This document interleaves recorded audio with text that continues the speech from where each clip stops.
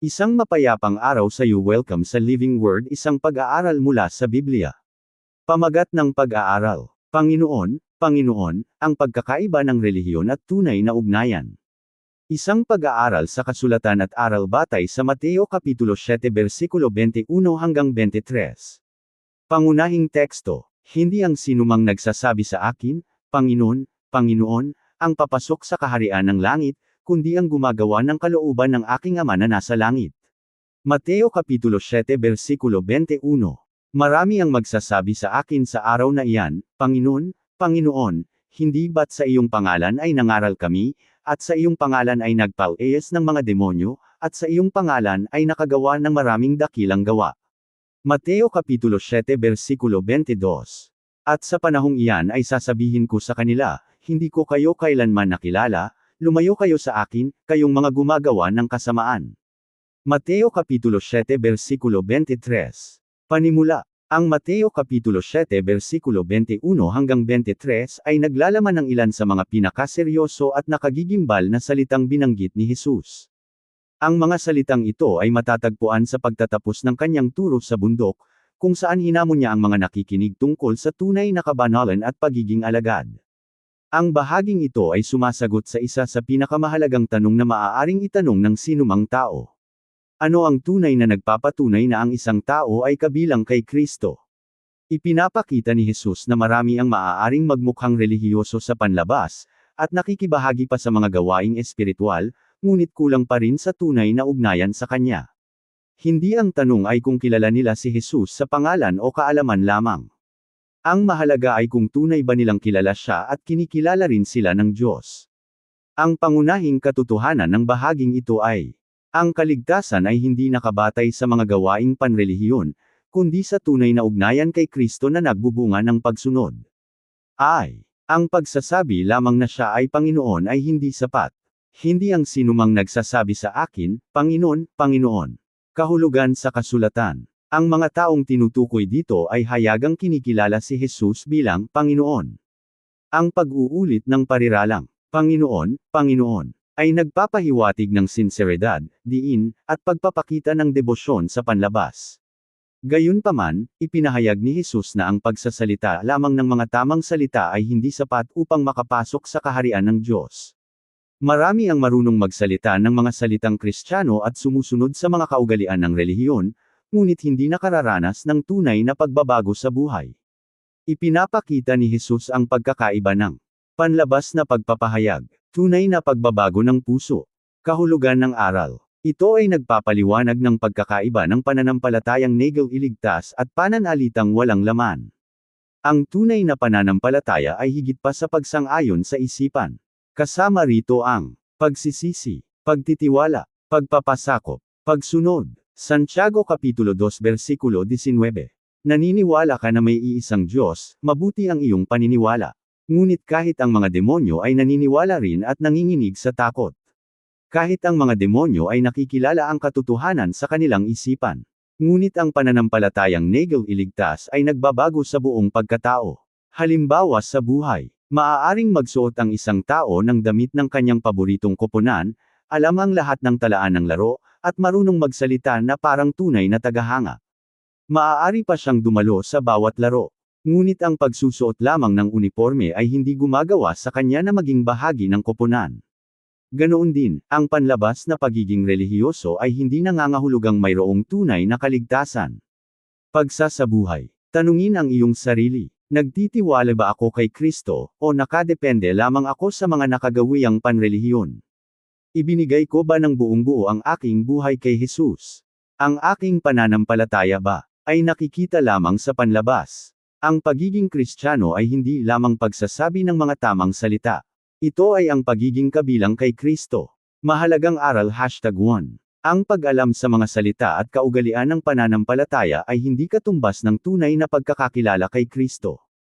2. Ang mga gawaing panrelihiyon ay hindi maaaring palitan ng ugnayan kay Kristo.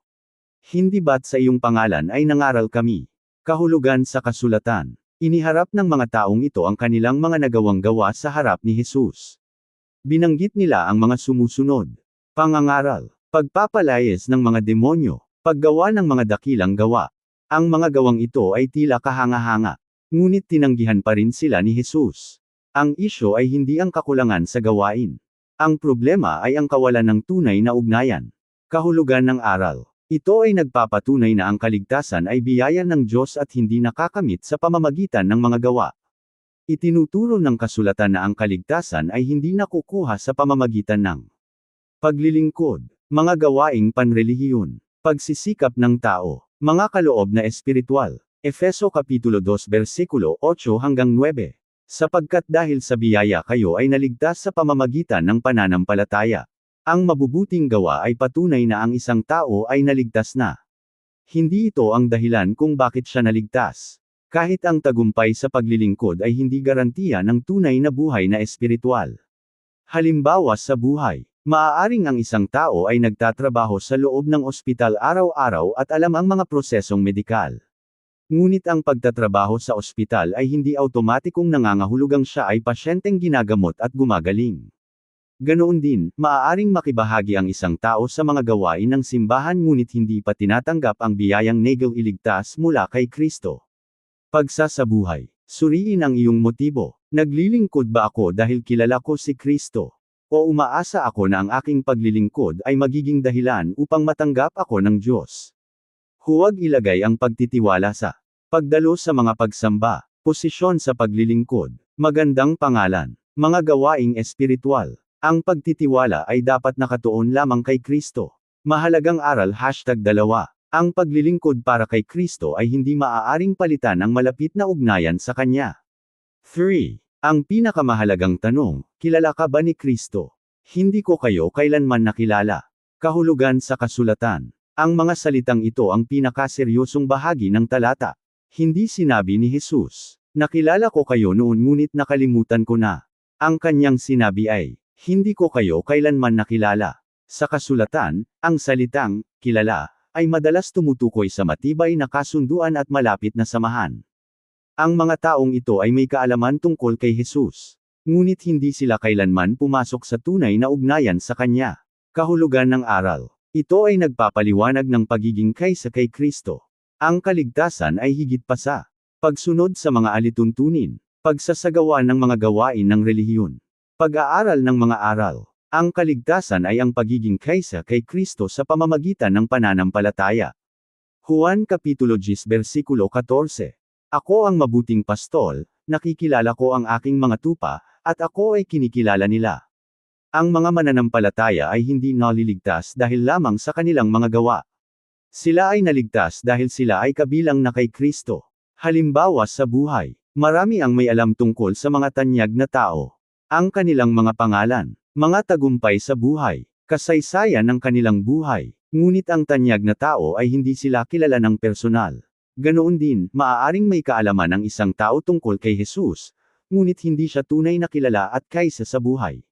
Pagsasabuhay. Linangin ang ugnayan kay Kristo sa pamamagitan ng panalangin, pagbabasa ng kasulatan, pagsamba, pagsunod, pagsasama sa kapwa mananampalataya. Huwag makontento sa pagkatuto lamang tungkol kay Jesus. Mamuhay kasama siya araw-araw. Mahalagang aral #3. Ang pinakamahalagang bagay sa buhay ay hindi kung gaano mo kakilala si Jesus sa kaalaman, kundi kung tunay ka bang kabilang sa Kanya. Mga gabay sa araw-araw na pamumuhay.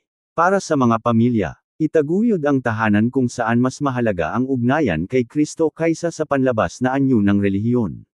Para sa mga kabataan, huwag manatili lamang sa pananampalatayang minana sa pamilya, hubugin ang sariling ugnayan kay Jesus. Para sa mga pinuno sa simbahan, ingatan na huwag palitan ng malapit na samahan sa Diyos ng dami ng gawain sa paglilingkod.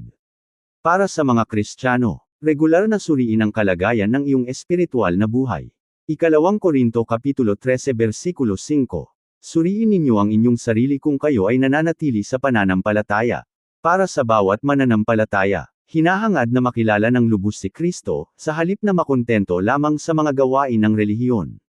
Pagwawakas. Ang Mateo Kapitulo 7 versikulo 21 hanggang 23 ay nagtuturo ng tatlong mahahalagang katotohanan. 1. Ang pagsasabi lamang na siya ay Panginoon ay hindi sapat. Panginoon, Panginoon. 2.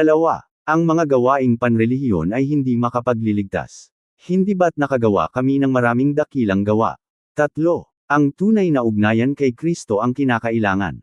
Hindi ko kayo kailanman nakilala.